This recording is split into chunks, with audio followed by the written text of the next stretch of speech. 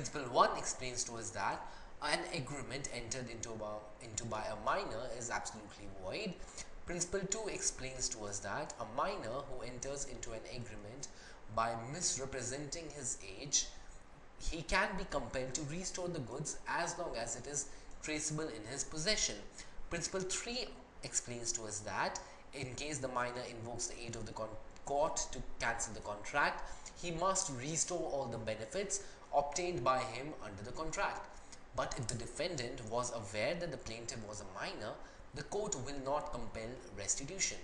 Now, principle number 4 explains to us that if the minor is brought before the court, he can still be compelled to account for such portion of the money or goods obtained by him, but only to the extent to which he or his estate has benefited, right? So these are the 4 important principles over here.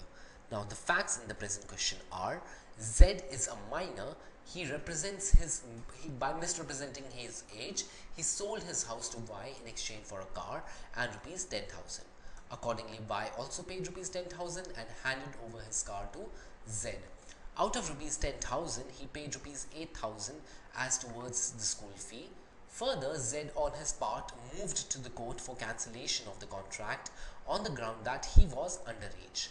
Therefore, the contract is void ab initio. Decide. Had the action for cancellation been brought by the other party, whether the minor could be compelled to restore the benefits or not? The correct answer over here is D, that is both B and C. That is yes, and the reasons will be both. First reason will be that to the extent that is traceable in his possession, and secondly only that portion which has gone to benefit him for his or his estate. Now the reason why D is the correct answer is, that is, we will be applying principle number 2 and principle number 3